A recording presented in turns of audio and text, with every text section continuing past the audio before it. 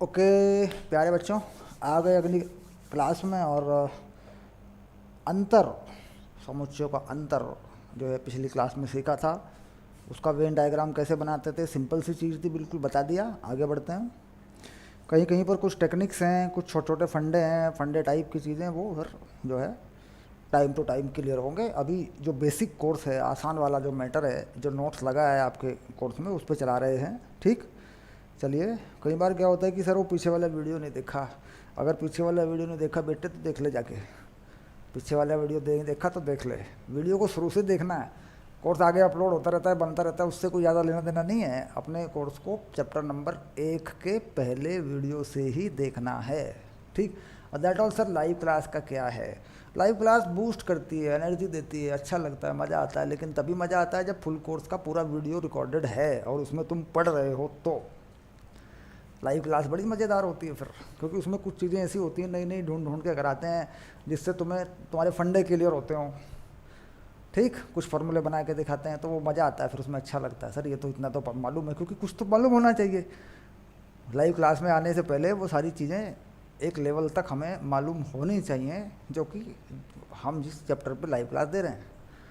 एक हफ्ते में 3 लाइव क्लास रखी हुई हैं, तो वो इसीलिए हैं कि एनर्जी मिलती रहे। भाई क्या क्या पढ़ लिया, क्या क्या नहीं पढ़ लिया, कौन सा सवाल कर पा रहे हो, कौन सा नहीं कर पा रहे हो, है ना। तो दैट इज़ कि लाइव क्लास का बेनिफिट तभी आता है जब हम अपने लेवल पे पढ़ रहे हों, अपने घर पे यानी होमवर्क में हम पढ़ रहे हों, अपनी तैयारी हमारी चल रही हो। वो तभी होगी जब हमारे पास पूरा कोर्स हो। तो पूरा कोर्स क्या है, रिकॉर्डेड वीडियो है, नोट्स है आपके पास, उससे पढ़ते जाइए। ठीक, चलिए अब आगे देखते हैं क्या मामला है। अब यहाँ दूसरी बात आ गई, समुच्चय का पूरक। समुच्चय का पूरक। ठीक, तो that is the complement of a set. इसे कहते हैं कॉम्प्लीमेंट ऑफ द सेट। अब इसको समझाएंगे, कॉम्प्लीमेंट कैसे बनाते हैं ये देखेंगे।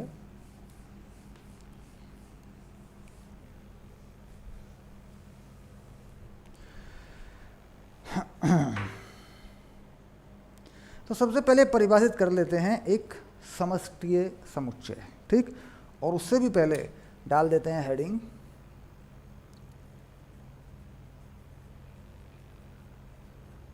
समुच्चय का पूरक, यानी कॉम्प्लीमेंट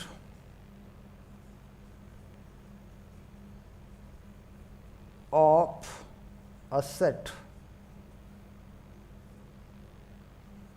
सिंपल। अब सबसे पहले मान लीजिए एक यूनिवर्सल सेट कर लेते हैं। वही हम जानते हैं कि भाई हम क्या बनाया करते हैं, एक्स एक धन पूर्णांक है, धन पूर्णांक है, और x जो है 10 से बड़ा नहीं है, 10 के बराबर है। ठीक, 10 से बड़ा नहीं है, मान लीजिए धन पूर्णांक है। तो पूर्ण भी है और धन भी है। दैट इज नॉट कि जीरो, जीरो धन माइनस या प्लस नहीं होता। तो इसका मतलब सीधा हो गया कि प्राकृत संख्याओं की बात हो रही है, धन पूर्णांक की बात हो रही है, 10 से कम।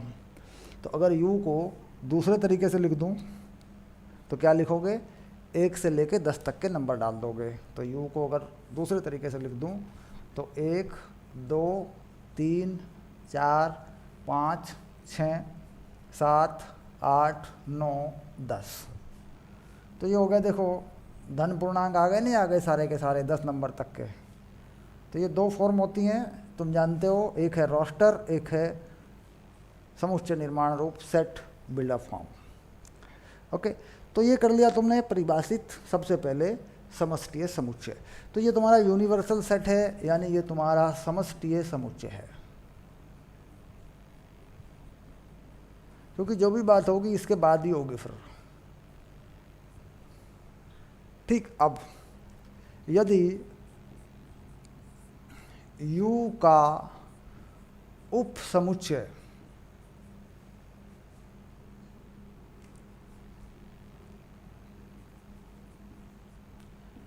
A है, तो A का पूरक समुच्चय A डैश या AC इस प्रकार होगा, इस प्रकार होगा, तो बच्चों बताओ किस प्रकार होगा कि okay A dash x x belong to, कहाँ अवयव किस में होना है, x does not belong to A, और x belong to U minus A. ये देखो ऐसे, यानी x जो है वह a में नहीं होगा। अगर हम a का पूरक समुच्चय बना रहे हैं तो a के पूरक समुच्चय में वो अवयव लेने हैं u में से जो a में लिए ही नहीं, छोड़ दिया गया उनको, तो उसे कहते हैं पूरक समुच्चय। यानी a के साथ a का पूरक बना दूं तो u बनेगा। इसका मतलब हो गया सीधा कि a union a dash equal to u। सीधी सी बात ये है। अब u में कुछ हमने बनाया, 10 संख्याएं ली हमने u में, और हम a में ले लेते हैं। तो माना चित्र बना के देखते हैं, माना a जो है a में लिया मैंने 1 3 7, ये मैंने a में लिया बच्चों, 1 3 7 लिया। तो a डैश में क्या लूँगा, है ना, तो a डैश में क्या लूँगा, क्या क्या छोड़ दिया जरा देखो, 1 लिया 3 लिया 7 लिया, तो छोड़ दिया 2 4 5 6, 2 4 5 6, और आगे 8 9 10, 8 9 10। तो ये जो छूटे हुए थे जो ए में नहीं लिए, ये किस में आ गए, पूरक समुच्चय में। तो पूरक समुच्चय को लिखते हैं ए डैश, या ए की पावर में लिख देते हैं सी, ए की पावर घात में सी लगा देते छोटा सा। इसका मतलब हो गया कॉम्प्लीमेंट ऑफ ए सेट। सी क्यों लगाया, कॉम्प्लीमेंट शब्द है इसके हिसाब से लगाया सी, इसका पहला अक्षर है कॉम्प्लीमेंट, ए डैश लगा दिया। अब वेन डायग्राम बनाकर देखे जरा, देखो कितना आसान सा मामला था, है ना, कुछ भी नहीं था मतलब इसमें। अब इसका वेन आरेख बना के देखते हैं, वेन आरेख तो कैसे बनेगा, ये देखो ऐसे,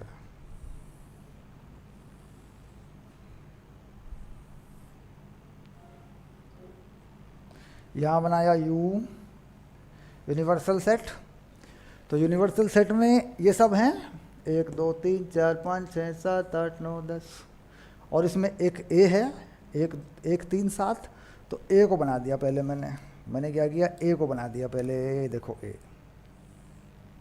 इसमें लिख दिया मैंने 1 3 7।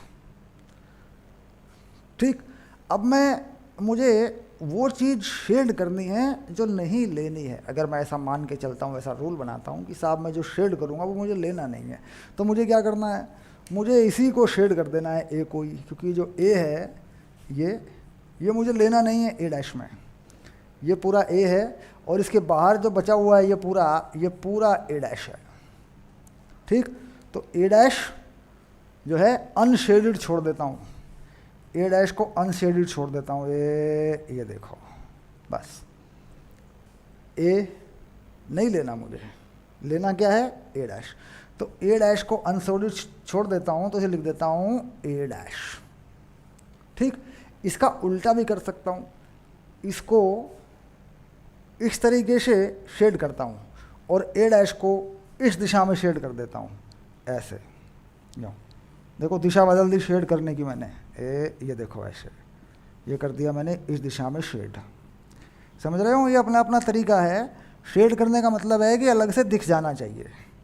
तो शेड करने का कोई ऐसा कोई नियम नहीं है कोई कि भाई यही तरीका है शेड करने का, जैसे चाहे कर सकते हो। ये देखो ऐसे, तो ये जो शेड हुआ है ये ए डैश हो गया, इस तरफ जो शेड हुआ है, और जो इस तरफ शेड हुआ है ये ए है। तो ए का शेड गोला सर्कल ये रहा, 1 3 5 है, ये रहा, और जो दूसरी तरफ शेड हुआ है वो ए डैश रहा, ये रहा। ठीक, तो नहीं अलग अलग दोनों को चित्र पे दिखा दिया जाए, उनकी शेड करने की जो दिशा है। ठीक, लाइनें खींचने की जो दिशा है उसको बदल दिया जाए। कई बार इसको रंगों से कर देते हैं, ठीक, कई बार इसको रंग से भी कर देते हैं। अब देखो रंग से करेंगे तो थोड़ा मुश्किल पड़ेगा अपने लिए, क्योंकि बहुत ज़्यादा मार्केट चलाना पड़ेगा अपने को। अदरवाइज इसको रंग से भी कर देते हैं, यहाँ एक हल्का सा रंग भर देते हैं पेंसिल से, जो भी करते हैं। यहाँ पे नहीं भरते, ये छोड़ देते हैं, इसमें अवयव लिख देते हैं, वो भी तरीका ठीक हो जाता है। ठीक, जैसे चाहे कर सकते हैं, चित्र बनाने की पूरी सुविधा है। लेकिन चित्र बनाने में बस ये ध्यान रखना चाहिए कि अलग अलग दिख जाएं दोनों, कि भाई इस तरीके से जो शेड हुआ ये ए डैश है, और जो इस दिशा में शेड हुआ वो ए है। Okay, done. तो यानी इन दोनों को मिला दूं मैं तो क्या बनेगा, यूनिवर्सल सेट। तो पहले यूनिवर्सल सेट को ही परिभाषित करना पड़ेगा। तो यूनिवर्सल सेट में वह अवयव जो किसी समुच्चय में नहीं लिए गए, वही अवयव लिए जाते हैं उसी समुच्चय के पूरक समुच्चय में। यानी जो छूट गया वही पूरक में आ जाएगा। बस समष्टीय समुच्चय में जो छूट गया, याद कर लेंगे, वही पूरक में आ जाएगा। डन हो गया, सिंपल सी बात थी बिल्कुल। ओके, चलिए अभी इसके छोटे छोटे से सवाल हैं हमारे पास। जब इसके सवाल करेंगे हम तो फटाफट मैं सवाल कराऊंगा ना, यहाँ पे आपको प्रैक्टिस कराऊंगा, तो ये सारी बातें अच्छे से क्लियर हो जाएंगी। फिर एनसीईआरटी की तरफ गति करने के लिए हम लोग तैयार हो जाएंगे, फिर उसके सवाल हम बना लेंगे आराम से।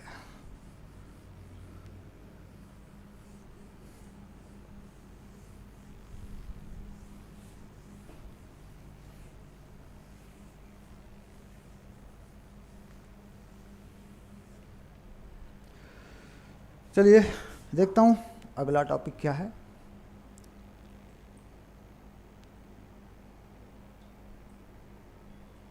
अब आया बात, यहाँ सिंपल से का एक उदाहरण है हमारे पास, जो कि हम दे चुके हैं दड़ी को, इसको हमने कर दिया है, ये कोई बड़ी चीज़ नहीं है, सिंपल है ये। और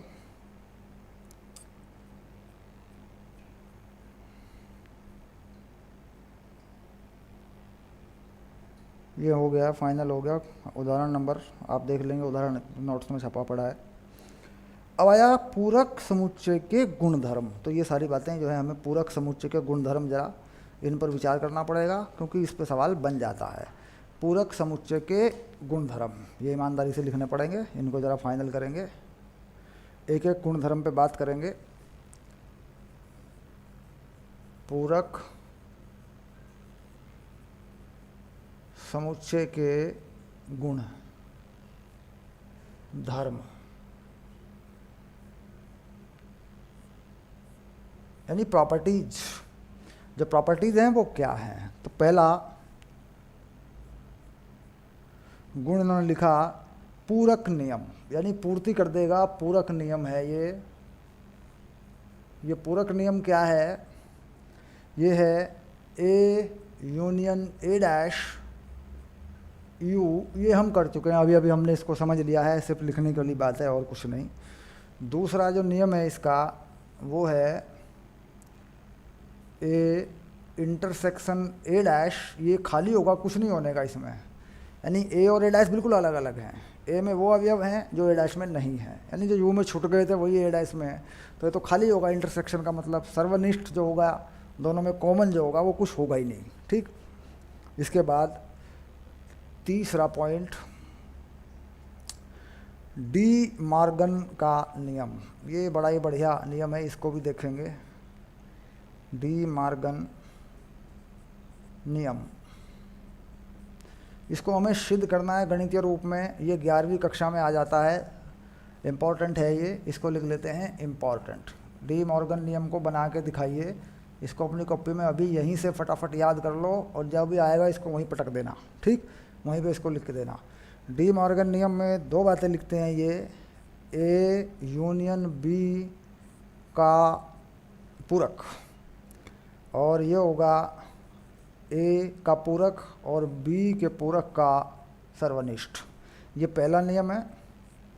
यहाँ उल्टा कर देंगे इन चीज़ों को। दूसरे नियम में क्या लिख दोगे? ए सर्वनिष्ठ बी का पूरक और ए पूरक और बी पूरक का यूनियन। ठीक, यानी इन नंबरों को उल्टा कर देंगे, पूरक की जगह जो है सर्वनिष्ठ की जगह यूनियन लगा देंगे। ठीक, आ गया, यानी इंटरसेक्शन की जगह यूनियन लगा देंगे, सीधी सी बात ये। देखो इसको या उल्टा कर दिया, इसको उल्टा कर दिया, बस ये हमें सिद्ध करके दिखाना है। अभी चित्र बना के बताएंगे इसका। इसके बाद एक नियम और है नंबर 4 पे, ये है ए डैश का डैश। कह रहा जी ये तो ए ही होगा, ये तो होना भी चाहिए। ए डैश का डैश यानी पहले पूरक, फिर पूरक का भी पूरक, तो फिर वहीं आ जाएगा मामला घूम के।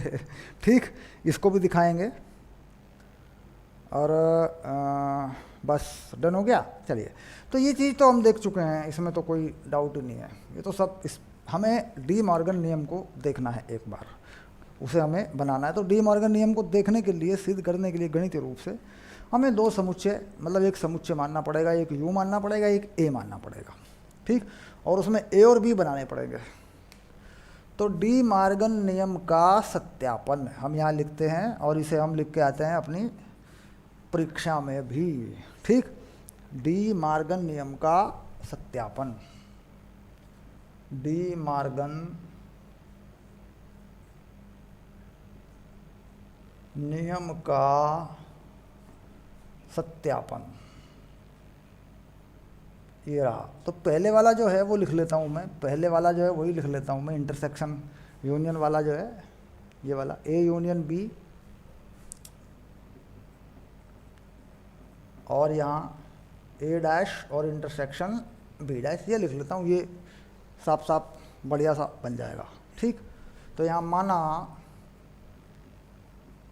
यूनिवर्सल सेट, क्या मान लो यूनिवर्सल सेट को अपनी तरफ से 1 से लेके 9 तक की संख्याओं का समुच्चय मान लेता हूँ, 1 से लेके 9 तक। ठीक, तो ये मैंने मान लिया 1 2 3 4 5 6 7 8 9, ये मैंने मान लिया। देखो सिंपल है, ये लो, ना छोटा है ना बड़ा है, ये मैंने मान लिया। नहीं, कुछ प्राकृत संख्याएं हैं, 9 नंबर तक की प्राकृत संख्याएं हैं, चाहे तो लिख देंगे जहाँ x है प्राकृत संख्या और 9 तक है, 9 से बराबर या 9 से छोटा, तो ये u मान लिया। ठीक, अब इसमें से कुछ a मान लेता हूँ मैं, अब इसमें a मान लेता हूँ, तो a में मैं लिख लेता हूँ 1 2 3 4, 1 2 3 4, और मैं यहाँ b को ऐसे लिखता हूँ जिससे कि कुछ मुझे कॉमन मिले। यानी जब जब भी ये बात होगी, देखो ये इंटरसेक्शन है, इसका मतलब दोनों में कोई अवयव एक जैसा होना चाहिए नियम का सत्यापन करने के लिए, नहीं तो खाली आ जाएगा सेट। तो मैं क्या करता हूँ, बी में कुछ ऐसा मान लेता हूँ जो इसमें है। तो बी में मैं मान लेता हूँ 4 5 6 7, बस ये 4 अवयव मैं बी में मान लेता हूँ, और इसके अलावा 8 9 जो भी छोड़ देता हूँ मैं यूनिवर्सल सेट के अंदर। ठीक, अब मैं देखता हूँ इधर से ए यूनियन बी। ठीक, तो ए यूनियन बी क्या होगा, तो ए यूनियन बी क्या होगा, 1 2 3 4 4 5 6 7, तो 1 2 3 4 यानी सारे अवयव लेने हैं मुझे, एक बार मिला देना है पूरा का पूरा, लघुत्तम समापवर्तक जैसा मामला है। तो 1 2 3 4 5 6 7, बस ये हो गया A union B, that is very simple. ये देखिए ऐसा। अब मुझे ए यूनियन बी का कंप्लीमेंट लेना है, ए यूनियन बी का मुझे कंप्लीमेंट लेना है, यानी अब मुझे ए यूनियन बी में जो है वो नहीं लेना है, वो लेना है जो यूनिवर्सल सेट में ऐसा है कि यहाँ नहीं आया। अब यहाँ कौन कौन है, 1 2 3 4 5 6 7, ये तक तो आ गए। तो 8 और 9 ऐसे बचे जो इसका कंप्लीमेंट है, पूरक हैं, क्योंकि जो इसमें आए ही नहीं है लेकिन यूनिवर्सल में है। तो ये हो गए 8 और 9, ये लीजिए, ये बात कंफर्म हो गई, यानी ये यहाँ तक हम पहुँच चुके हैं, ये वाली चीज़ हमने बना ली है। अब इसको देखते हैं, अब हम देखते हैं ए डैश क्या होगा। ए डैश, तो ए में क्या लिया था, 1 2 3 4, ये तो ए में ले लिए। अब जो ए में नहीं लिए वही होंगे ए के पूरक। तो 5 6 7 8 9, तो ये हो गए 5 6 7 8 9। ये लो ऐसे। अब बी डैश यानी जो बी में नहीं लिया, यू में से जो बी में नहीं गया वो हो जाएगा बी का पूरक। तो बी का पूरक क्या हो गया, 4 5 6 7, तो ये हो गया 1 2 3, 1 2 3, 4 5 6 7 यहाँ पे ले रखे हैं, तो 8 और 9, 8 और 9 ये वो हैं जो बी में नहीं गए, ये आ गया। अब इन दोनों में जो सर्वनिष्ठ है वो लिख लेते हैं, यानी ए डैश और इंटरसेक्शन बी डैश क्या है। अब इन दोनों में जो कॉमन है वो क्या है, देखो 1 5 नहीं, 6 2 नहीं, 7 3 नहीं, 8 9, 8 9, यानी 8 और 9 जो है इसमें कॉमन है। कॉमन है यानी सर्वनिष्ठ है, इसे कहते हैं इंटरसेक्शन। ठीक, तो यानी यहाँ से देखा ए डैश इंटरसेक्शन बी डैश वो भी वही है, और यहाँ से देखा ए यूनियन बी का कॉम्प्लीमेंट वो भी वही है, ये रहा। तो लिख देंगे अतः ए यूनियन बी का कॉम्प्लीमेंट बराबर ए डैश का इंटरसेक्शन बी डैश। ओके, ये रहा क्लियर। तो यहाँ से ऐसे लिख के दिखा देंगे और लिख देंगे भाई ये जो है तुम्हारा ये सिद्ध हो गया, लो सत्यापन हो गया साहब, ये लो। ओके, तो ये बात पहली थी इस वाले की। ठीक, अब जो नीचे वाला है ये बिल्कुल ऐसा ही है, सेम है। इसे तुम्हारे होमवर्क में छोड़ देता हूँ, ये लो, इसे तुम्हारे होमवर्क में छोड़ देता हूँ, ये लो, हो गया। ऐसे ही 1 2 3 4 5 यही लीजू का तुम यही ले रखना और इसी में वैल्यू डाल के इसको लेके आ जाना, पहले यहाँ इसको फिर इसको। ठीक, तो ये भी आ जाएगा, डन। ओके, अब नीचे वाले को देख लूँ अगर एक बार, ए डैश ए आ जाएगा, इसको भी फाइनल कर लेते हैं, छोटी सी चीज़ है, इसको कंफर्म कर लेते हैं। तो ये रख लेते हैं, देखो ऐसे बस ये देखो ये रहा, और ये हटा लेते हैं, ये देखिए ऐसे। तो ये किस पे काम कर देगा फंडा, ये इस पे काम कर देगा 4 नंबर पे। 4 नंबर का सत्यापन कर रहे हैं, देख रहे हैं भाई है कि नहीं बात, ये देखिए। चलो ए डैश क्या होगा, ए डैश क्या होगा, अब ए में कौन है, 1 2 3 4, 4 छोड़ देता हूँ, ये होगा 5 6 7 8 9, तो 5 6 7 8 9, ये हो गया ए का कम्प्लीमेंट, क्योंकि ये ए में नहीं था तो ये ए कम्प्लीमेंट हो गया। अब इस कम्प्लीमेंट का भी कम्प्लीमेंट, यानी जो इसमें नहीं है, देखो 5 6 7 8 9 तो इसमें है, इसमें कौन नहीं है, ये है 1 2 3 4, तो ये आ गए 1 2 3 4, तो ये बात स्पष्ट आ गई है। यानी ए का जो कम्प्लीमेंट है उसका जो कम्प्लीमेंट है वो ए के बराबर है, ये भी बात एकदम आसान थी, सिद्ध हुआ, डन। पक्की बात हो गई, सिंपल है। ओके, प्रैक्टिस करें, लिख के देखें, कंफर्म हो जाएगा। प्रैक्टिस करके लिख के देखें, इसको पक्का कर लें, होमवर्क में ले लें और इसको पक्का कर लें। ओके, चलिए अब छोटी छोटी सी सवाल हैं वो शुरू करेंगे, उनको देखेंगे अब।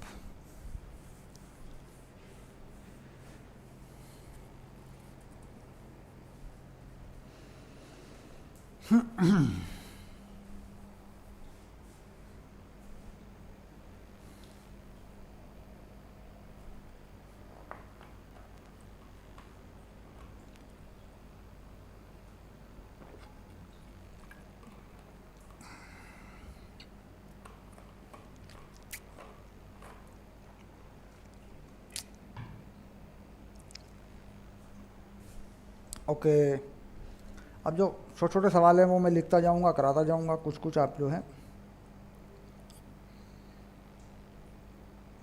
चलिए देखिए, पहला सवाल मैं लिख रहा हूँ बोर्ड पे, प्रैक्टिस करनी है, सबको एकदम बढ़िया तरीके से करते करते जाना है, लिखते जाना है।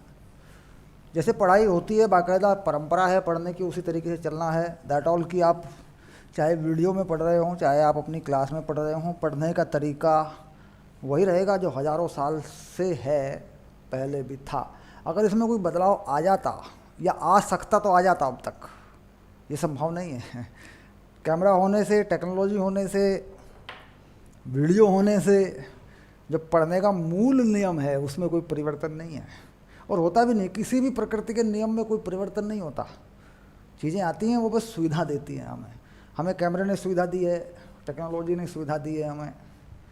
हम पास ऐसा लग रहा है कि सर पढ़ा रहे हैं, लगना भी चाहिए।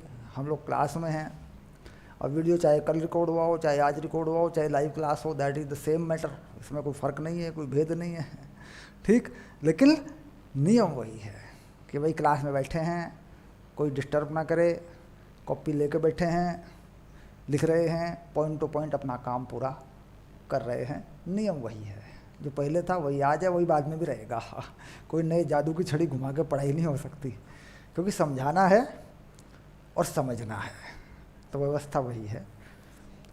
चलिए अब मैं पहला सवाल लिखने जा रहा हूँ। ये कह रहे हैं साहब, रिक्त स्थानों की पूर्ति कीजिए। जो प्रतीक हैं, जो प्रतीक होने चाहिए लगाने के, वो लगाकर पूर्ति करिए, ठीक। इस सवाल में उन्होंने कहा कि उचित प्रतीक लगाकर रिक्त स्थानों की पूर्ति करिए, ठीक। तो ये पहला सवाल जो आ रहा है, इसे भी मिटा देता हूँ मैं, इसे से भी हटा देता हूँ।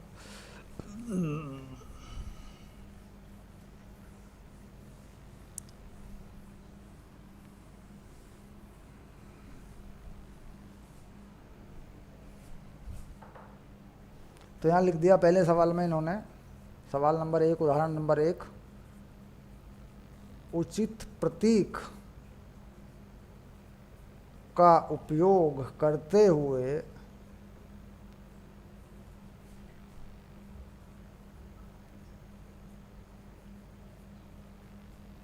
रिक्त स्थान की पूर्ति कीजिए।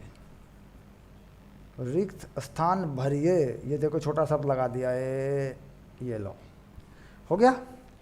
अब क्या कह रहे हैं कि एक समुच्चय ए दिया है, ये दिया है 1 3 5 7, 1 3 5 7, बस ये लो, ऐसे, ठीक। अब यहाँ कुछ बातें लिखी हैं। पहले सवाल में लिखा है इन्होंने कुछ ऐसा कि जो 5 है और dot dot dot dot dot A लिख दिया। दूसरे वाले में लिखा इन्होंने 239 239 और एक ब्रैकेट जो है, जो भी समुच्चय का मझला ब्रैकेट होता है, ये लगा दिया, dot dot dot dot dot A लिख दिया। तीसरे सवाल में क्या लिखा इन्होंने, 3 लिखा और dot dot dot dot A लिख दिया। उसके बाद 10 ये लिखा, 10 dot dot dot dot A लिख दिया।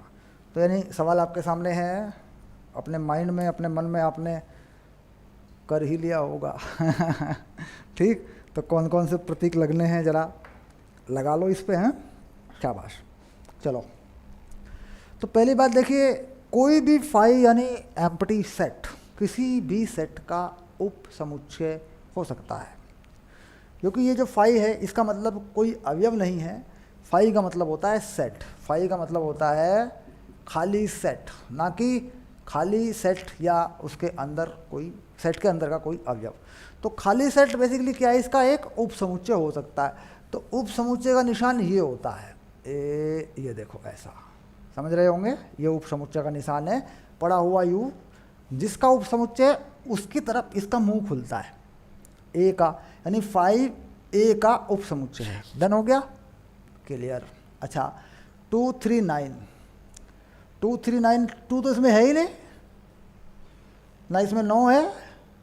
239 ए का उप समुच्चय नहीं है, तो इसका मतलब हो गया कि ये निशान तो यही बनेगा ऐसे, लेकिन कटेगा कि भाई ये जो तुमने समुच्चय लिख के दिया है ये ए में से नहीं बना हुआ है, ये ए का उप समुच्चय नहीं है। 3 समुच्चय ए का अवयव है, दैट इज बिलोंग्स टू, तो यहाँ पर एक निशान बनेगा बिलोंग वाला, बस। 10 इसमें नहीं है, तो यानी 10 में भी निशान यही बनेगा लेकिन कटेगा, 10 does not belong to this. तो सिंपल था, कुछ चीज़ें थोड़ा सा याद हो गई होंगी। आगे बढ़ते हैं, अगले सवाल पे आ जाते हैं। ओके, चलिए। अगला उदाहरण ले रहे हैं। बाकी ऐसे सवाल इस असाइनमेंट में आपके पीडीएफ में लगे पड़े हैं, अपना पूरा कर लीजिए आप। ठीक, इजी लेवल का है, बड़ी मुश्किल से ढूंढ के निकाला है, खोज करके निकाला है बड़ी मुश्किल से, क्योंकि जब मैं बनाऊंगा ना, मैं तो हार्ड ही बनाऊंगा मैं आसान वाला बनता ही नहीं है मुझसे ये बड़ी जुगाड़बाजी लगाई है मैंने ढूंढ ढांड के, बस सारा बेसिक इसमें है, इजी लेवल पर है। मैं अगर बनाऊँ ना तो भयंकर भयंकर सवाल डालूंगा, तो मैं फिर वही करूँगा, एनसीईआरटी के बाद ही जाके बनाऊंगा आराम से। इसे पढ़ लो, कोर्स पूरा कर लो पहले। चलिए, इसके बाद आता है क्वेश्चन नंबर 2। अब ये कहता है कि क्वेश्चन नंबर 2 या एग्जाम्पल 2 कह रहा है कि एक समुच्चय मेरे पास ए है जिसमें 2 अवयव हैं ए और बी। ठीक, तो कह रहा है पी ए में कितने अवयव हैं, पी ए में कितने अवयव हैं। तो कितना बढ़िया सवाल है, मज़ेदार है ना। देखो कितना, पी ए इसे कहते हैं पावर सेट, याद आ गया होगा पावर सेट, यानी घात समुच्चय। तो घात समुच्चय में अवयवों की संख्या का फॉर्मूला याद आ रहा होगा, बताओ फटाफट।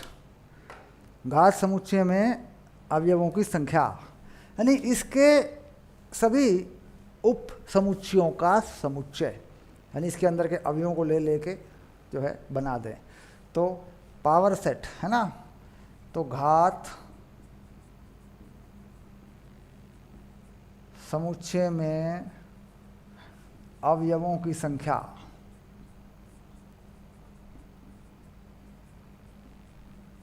ये होती है 2 की पावर n। n जहाँ n समुच्चय A में अवयवों की संख्या है,